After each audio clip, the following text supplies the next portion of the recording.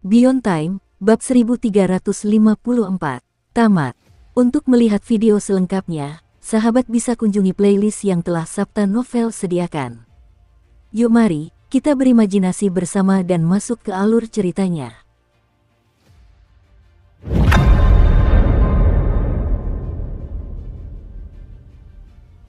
Waktu mengalir seperti air. 300 tahun telah berlalu di Wanggu.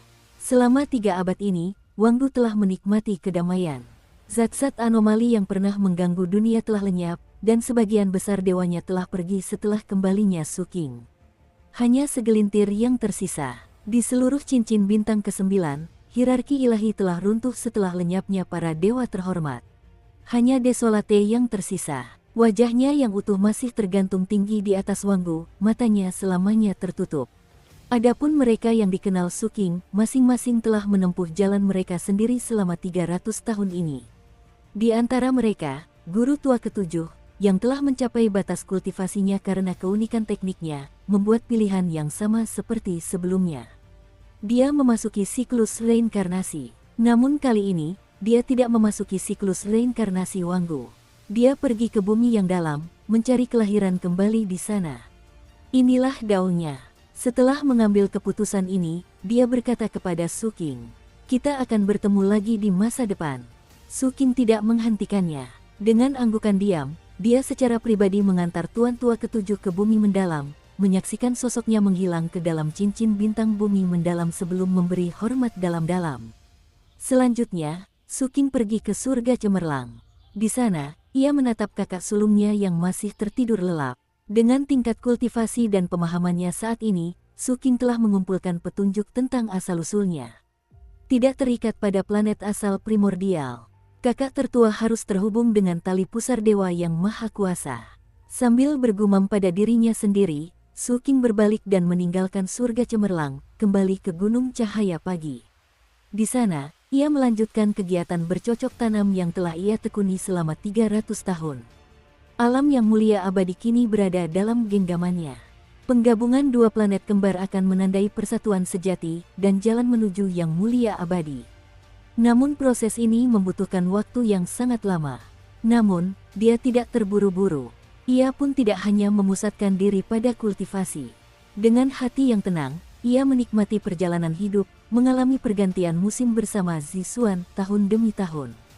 Kemudian, suatu hari di Gunung Morning Glow, saat Suking mendengarkan dengan tersenyum ketika Zixuan menceritakan pertemuan pertama mereka, hatinya tiba-tiba tergerak. Dia mendongak ke langit. Sesaat kemudian, sementara wujud fisiknya tetap berada di gunung, versi lain dari dirinya muncul tinggi di atas di hadapan wajah Desolate yang melayang di langit. Menghadap sang penyendiri yang bermata tertutup, Suking duduk bersila dan menunggu. Setelah beberapa lusin tarikan napas, untuk pertama kalinya dalam 1000 tahun, Desolate yang tadinya tak bergerak perlahan membuka matanya. Tidak ada lagi satu mata merah padam dan mata lainnya kosong. Keduanya kini bersinar dengan jelas saat menatap Suking. "Kau telah terbangun." Suking berbicara dengan tenang. Desolate tetap sunyi. Kemudian, setelah jeda yang lama, raungan yang memekakkan telinga meletus di seluruh Wanggu. Seandainya seseorang mengamati Wanggu dari kehampaan berbintang di luar sana pada saat ini, mereka akan melihat tulang punggung Desolate melilit dunia seperti kelabang tiba-tiba terbentang. Dalam sekejap mata, ia meregang sepenuhnya sebelum menyusut dengan cepat, beserta seluruh wajah Desolate. Dalam sekejap, itu seolah lenyap sepenuhnya. Tepat pada saat ini, hati semua makhluk hidup di Wanggu bergetar. Untuk pertama kalinya sejak zaman dahulu kala, wajah yang selama ini tergantung abadi di langit itu telah lenyap. Dan di langit di atas sana, di hadapan Suking, sesosok makhluk kini duduk. Mengenakan jubah hitam, dengan rambut hitam panjang, ia meniru postur Suking, duduk bersila, mengangkat kepalanya untuk memperlihatkan wajah yang sangat mirip dengan wajah Suking. "Kehadiranku selama bertahun-tahun ini telah membawa masalah bagimu dan duniamu. Ini adalah api karma dari takdirku, dan api ini akan terus ada selama aku masih hidup. Maka, setelah kenaikanku ke status dewa, aku mengucapkan sumpah. Semua nyawa yang dimusnahkan oleh tanganku akan turut serta dalam kemuliaanku di masa mendatang." Sosok itu berbicara dengan lembut. Suking mempelajarinya secara mendalam. Haruskah aku memanggilmu Ziking atau terpencil? Aku sendiri tidak tahu. Aku mungkin Desolate, atau Ziking, atau mungkin gabungan keduanya. Tapi aku lebih suka nama Ziking. Ziking tersenyum pada Suking. Lalu, bisakah Anda sekarang menceritakan asal-usul saya? Suking bertanya dengan tenang. Cahaya yang dalam berkedip di mata Ziking. Apakah Anda benar-benar ingin tahu? Suking mengangguk. Ziking terdiam. Setelah jeda yang lama, dia mengangkat pandangannya ke kehampaan yang jauh. Suaranya seolah melayang dari sungai waktu itu sendiri saat bergema di telinga Suking. Penggabunganmu telah mencapai batasnya. Kamu dapat menyelesaikan langkah terakhir dari cincin bintang atas kapan saja.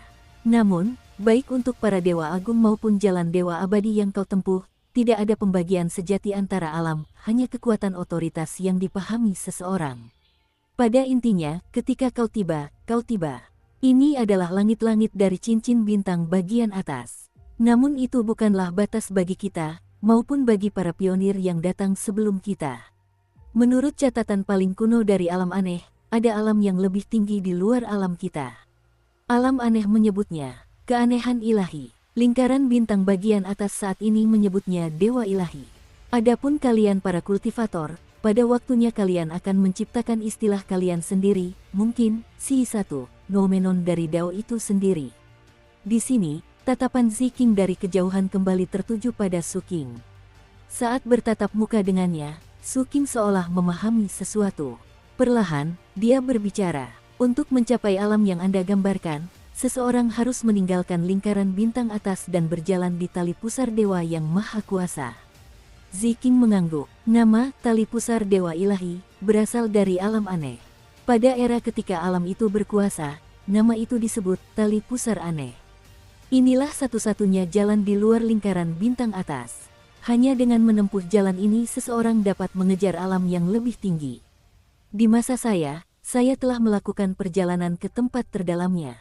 Proses itu adalah pendakian spiritual saya. Atau lebih tepatnya, saat seseorang menginjak tali pusar, pendakian spiritual mereka dimulai. Catatan penerjemah, sebuah konsep Taoisme yang mewakili asal mula segala sesuatu yang tanpa bentuk. Kita lanjut ke alur ceritanya. Jika seseorang mampu berjalan sepanjang jalan itu, mereka mungkin akan menjadi dewa. Aku hanya selangkah lagi. Ziking menghela napas pelan. Apakah ini urusan saya? Suking tiba-tiba bertanya. Tatapan Ziking menjadi semakin dalam saat dia perlahan mengangguk. Di titik terdalam tali pusar dewa yang maha kuasa, aku melihat sebuah lorong. Ada banyak pintu di sana, masing-masing mewakili dewa yang terhormat atau makhluk aneh yang terhormat. Setiap kali seorang yang mulia baru muncul di dunia ini, pintu lain pun terbuka. Pupil mata Suking menyempit tajam mendengar kata-kata itu. Ziking melanjutkan, ukirlah namamu di sebuah pintu, doronglah hingga terbuka, dan masuklah, itulah pendakian sejati. Di ujung koridor itu terdapat sebuah singgasana. Di atasnya terdapat sesosok figur yang memegang kristal ungu, ditemani oleh sisa-sisa kerangka seorang wanita dan seekor cacing biru yang layu, keduanya sudah lama mati. Dia duduk di sana dalam kesendirian, memancarkan aura kuno yang seolah berasal dari alam aneh. Aku tidak tahu siapa dia, tetapi ketika aku melihatnya, dua kata muncul di benakku, Siyu. Dia hampir meninggal, sementara aku berada di puncak karirku. Dia menghalangiku untuk mengukir namaku, jadi kami bertarung dalam pertempuran hidup dan mati. Aku kalah dalam pertempuran itu, hanya menyisakan sebagian kecil diriku. Tapi dia pun sebenarnya tidak menang. Karena dia binasa di titik terdalam tali pusar. Sebelum ajal menjemput, dia menggunakan kekuatan pengunduran diri saya untuk memunculkan sebuah kemungkinan.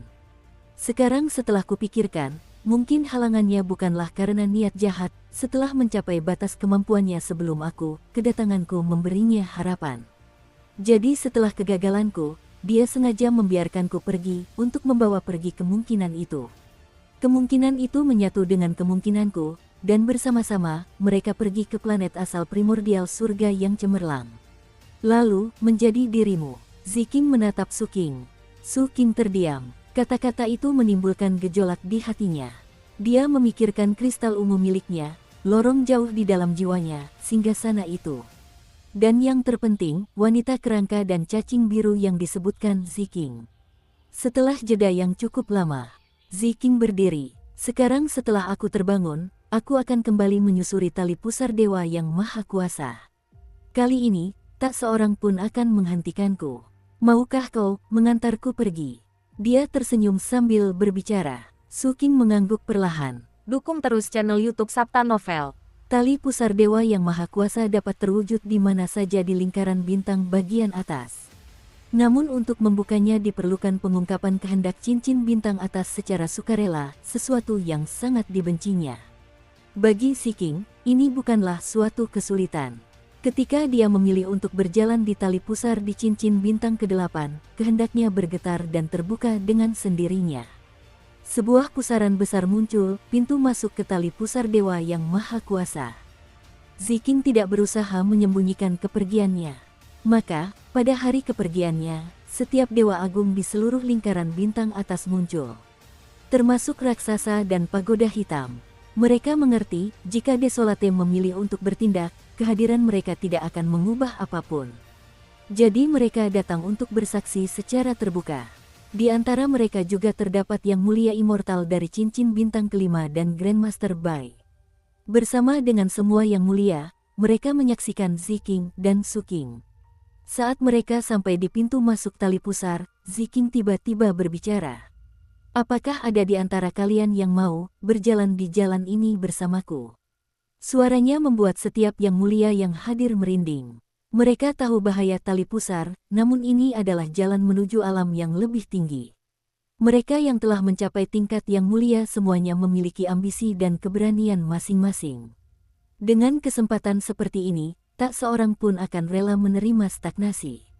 Jadi, beberapa orang memilih untuk mengikuti Ziking ke dalam tali pusar, didorong oleh tujuan mereka sendiri.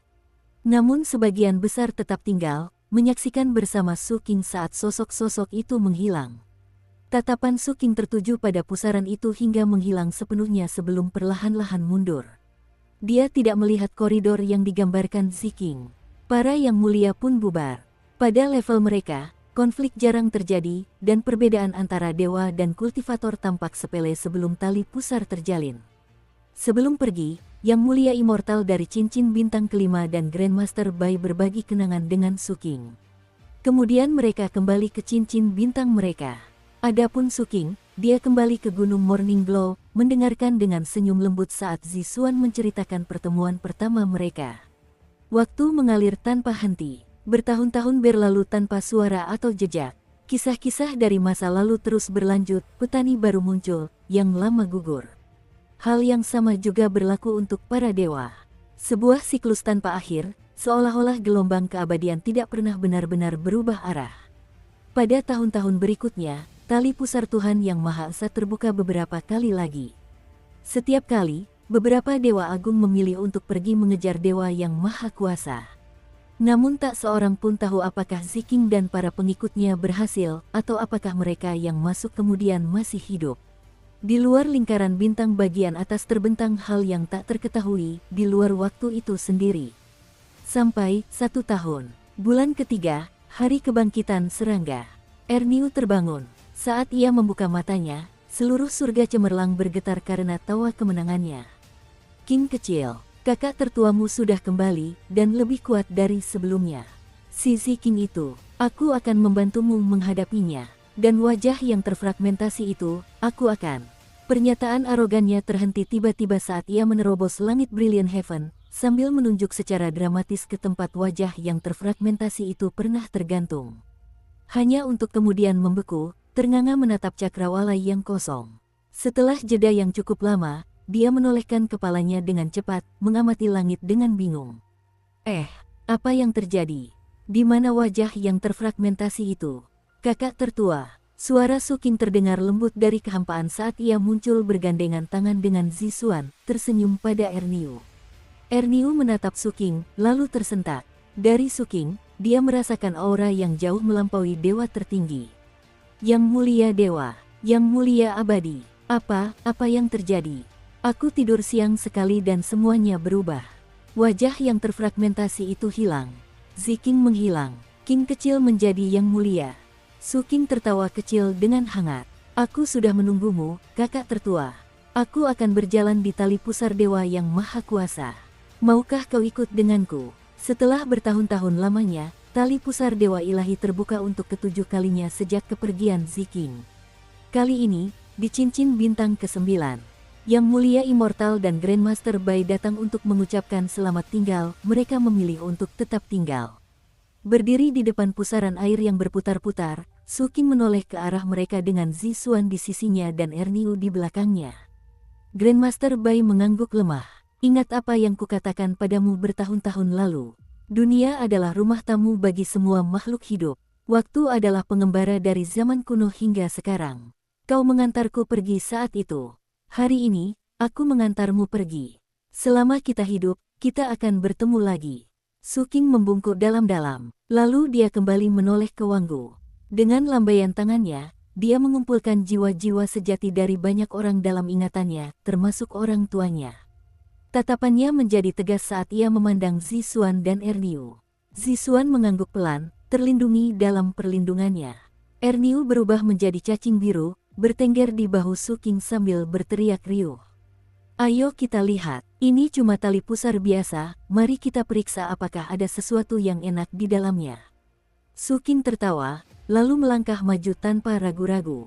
Masuk ke dalam tali pusar dewa yang maha kuasa. Dalam mengejar alam yang lebih tinggi, aku tidak tahu sudah berapa kali ini dicoba, tapi kali ini, aku akan berhasil.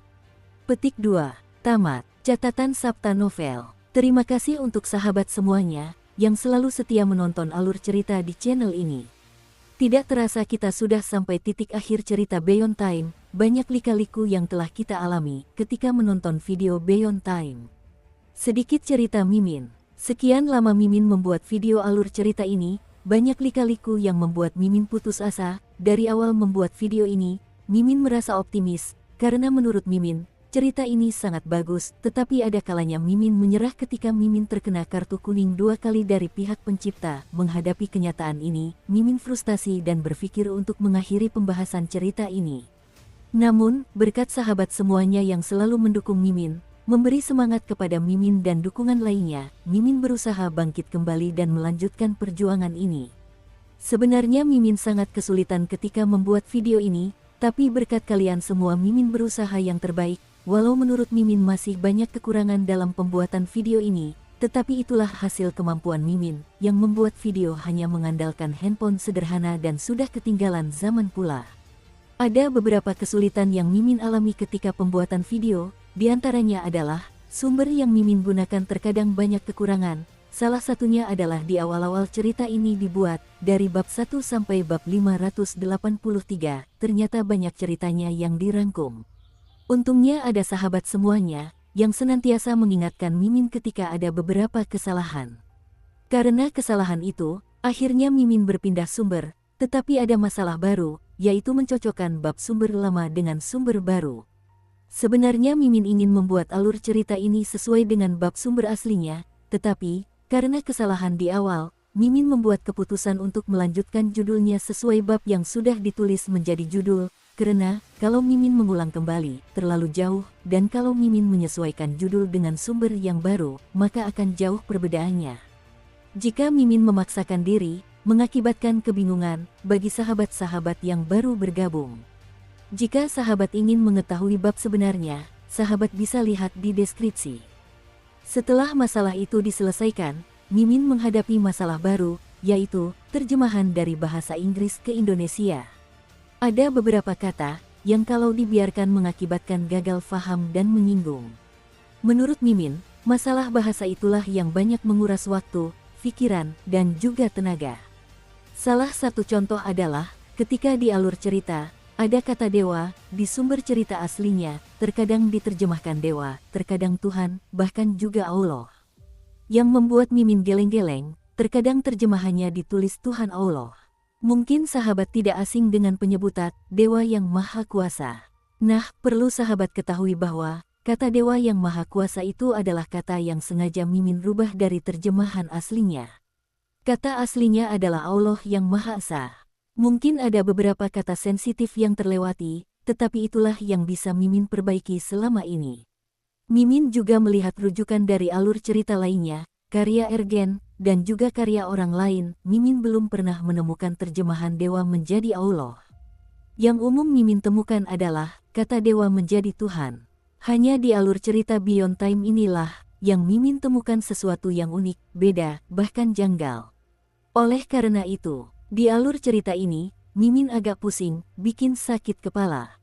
Mungkin segitu saja dari Mimin. Sebenarnya Mimin agak berat untuk berpisah dengan sahabat semuanya. Mimin berharap bisa bertemu dengan sahabat semuanya di pembahasan alur cerita lainnya, dan jangan lupa ingatkan Mimin terus ketika ada kesalahan. Jika dirasa perlu diperbaiki, akan Mimin perbaiki. Mimin ucapkan terima kasih untuk sahabat semuanya yang setia menemani Mimin dari bab 1 sampai tamat. Khusus buat yang berlangganan, terima kasih banyak. Tanpa sahabat, Mimin bukanlah apa-apa. Di atas lautan YouTube, Mimin hanya butiran embun. Dukungan sahabat membuat butiran embun itu berkembang, berengkarnasi, membangkitkan kecerdasan, menjadi dewa, masuk ke alam atas. Hehehehe. Terima kasih, sampai jumpa lagi.